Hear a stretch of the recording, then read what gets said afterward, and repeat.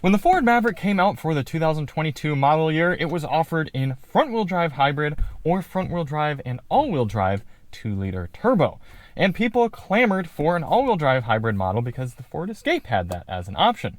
Now finally, with the refresh for 2025, Ford has given us the all-wheel drive hybrid Maverick. But if you do primarily highway driving, is it going to offer you any sort of benefit? Tonight we find out.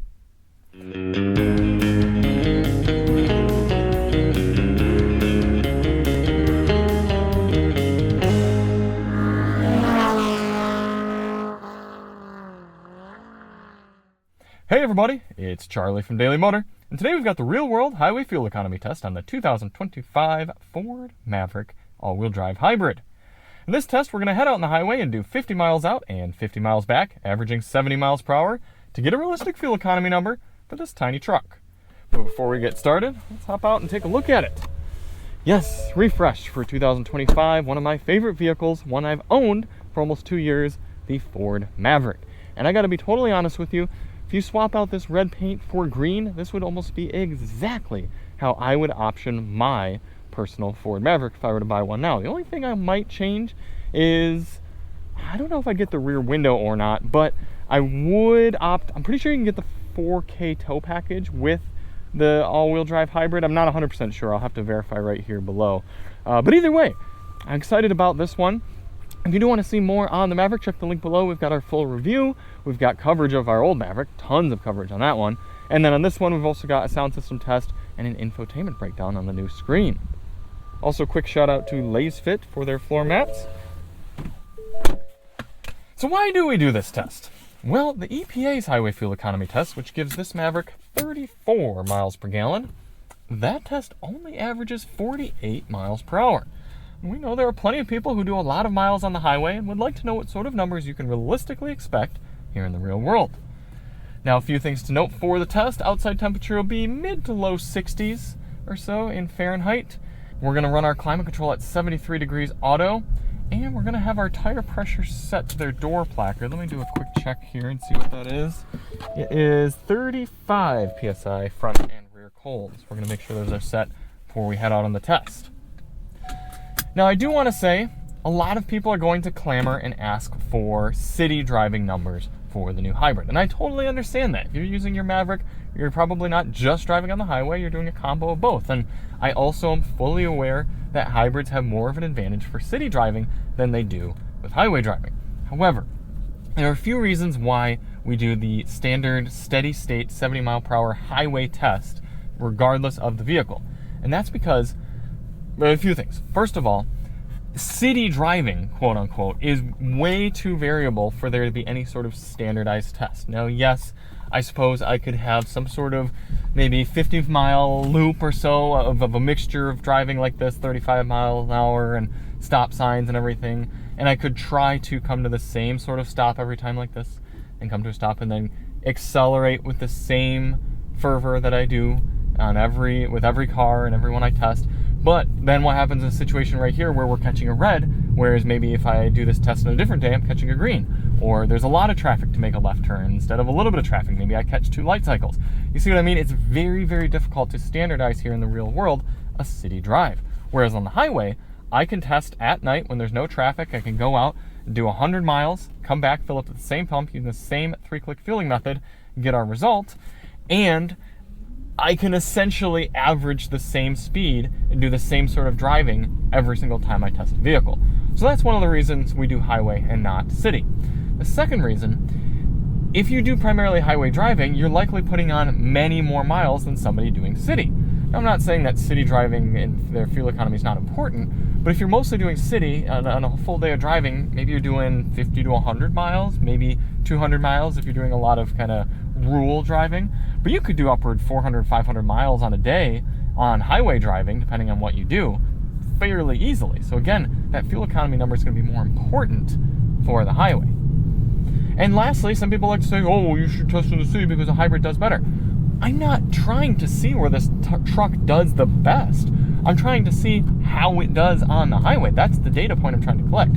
So yes, it might not do that much better than the 2-liter turbo. I want to know that data. That's why we're testing on the highway. So all of that being said, let's head to the pump. We are all fueled up, put in just over 2 gallons back into the tank. Before we actually head out on the road, we're going to reset the car's trip computer and our GPS. And we are ready to begin. Now, interestingly, they seem to have taken away drive modes for 2025. I absolutely know that our 2-liter turbo XLT had drive modes. I'm fairly certain the hybrid did as well back in 2022. But maybe they found that people weren't really using them, and I kind of agree. I mean, I don't think Alyssa used drive modes at all the whole time that she primarily drove the truck. I used the tow haul mode, but other than that, I didn't really use the drive modes much either. So maybe they just found that they weren't necessary, because I'm pretty sure the button would be right there. So we're just doing this test in the normal drive mode. We're about half a mile from the highway. I'll pick up the test from there. Now, like I was saying earlier, the goal of this test isn't to hypermile. We're not trying to get the best possible fuel economy for this truck, but rather a realistic figure. So in order to do that, we're going to get up to highway speed here at a reasonable pace, and I'm going to set my cruise control at a GPS indicated at 71 miles per hour. That should give us an average of about 70 over the whole test. Getting up to speed. Maverick isn't the quietest truck, especially in XLT form. Not sure if the Lariat would have a little bit better wind isolation. But it's not terrible for the price point. You got to keep that in mind driving this truck. It does seem like our speedometer is just about a mile per hour low, so I think we're going to settle in at 72 miles per hour. Now, you don't get adaptive cruise control at this price point. I believe if you pay for Copilot 360, about $1,000 or so, then you would get adaptive cruise. I'm actually okay without adaptive cruise control. Oh, our speedometer is actually the other way around. Oh, I need to settle in at 70 on the dash to get 71 on the GPS. That's unfortunate to think that you're actually going 70 and you're slightly speeding. Anyway, I don't really mind not having adaptive cruise control. We didn't have it on our XLT Maverick throughout a year and a half of ownership, and I was totally fine without it. I will say it's nice to have on 55-mile-an-hour roads, though. Other than that, we have a very rudimentary lane-keeping system. It's just enough to nudge you if you're going to come out of the lane. But it's going to be a pretty bare-bones sort of trip.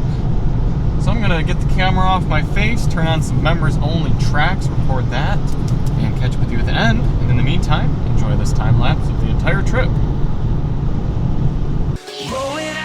Day drive, hybrid runs on both sides, all-wheel ready for the climb, Ford Maverick lead the ride, let it run, let it roll, every road beckons on, city hustle mountain slow, gas and electric let you go,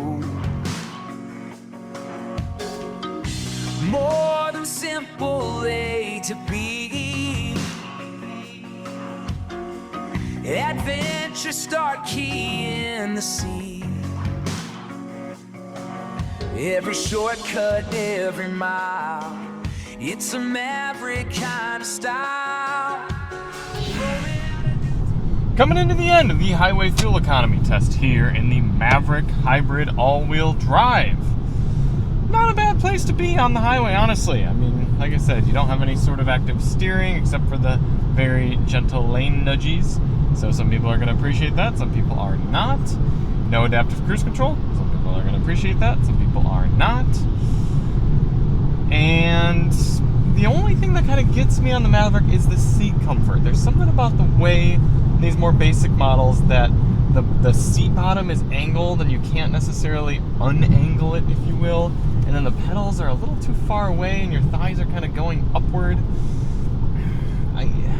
It's not uncomfortable for a long time, but it does put a little extra pressure on the front of your thighs that you might not be used to. Regarding efficiency, we are looking at 35 miles per gallon flat, according to the truck's readout. However, I have noticed that comparing the GPS to the vehicle's trip readout, the truck is already 3 miles short from the GPS after not even quite 100 miles. That's one of the most dramatic offsets I've ever encountered on this test from the actual mileage traveled to what the truck has indicated. Now, fortunately, it's low, which means if you got to your 36,000 mile bumper-to-bumper warranty according to the truck, you'd actually have, let me see, 36, probably closer to, let's see, after 10,000 miles, you'd have an extra 300 miles on there. So probably closer to 37,000 miles on your truck when you thought you only had 36,000 miles. So, I mean, it's not a terrible issue necessarily. It's just kind of surprising to have that. Other than that, sound system, it's not great, but for just a 6-speaker, it's not too bad. Now we get it back to the pump. We are going to, oh wait, tack shot or lack thereof. Right lane hog. Sorry, we have another hybrid here with no tachometer, and we were told that for the Toyota Crown Signia, we could have gotten the tachometer to come up somewhere buried in the settings, but we don't believe that is the case here for the Maverick. It might be. I haven't dug in there. It is possible we could get some sort of tachometer up, but for now we just have a 0 to 100 power meter, and we are quite low on that. So I'm going to get the truck back to the pump here, top it off, and then catch up with you in the daylight to crunch our final numbers. Back and all fueled up with the Ford Maverick XLT hybrid all-wheel drive, and we had a pretty smooth run last night. We got all topped off, put in 2.925 gallons, so taking that 100.3 miles traveled divided by 2.925 is giving us a healthy 34 miles per gallon here in the all-wheel drive hybrid Maverick. Now, interestingly enough, that, of course, it beats the Tremor, which we tested before and got 26 previous pre-facelift.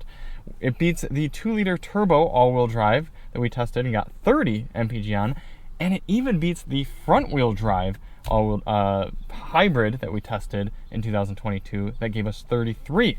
So I don't know if Ford has tweaked anything for this model, or if it's simply the fact that it's not an exact apples-to-apples route and driving environment, and that there can be differences in the from test to test. It's not a perfect science, but we'll give 34 MPG to this truck. Quite an impressive figure. And was that the EPA rating? I think it was. Yes, 34 was the EPA, and 34 is what we got.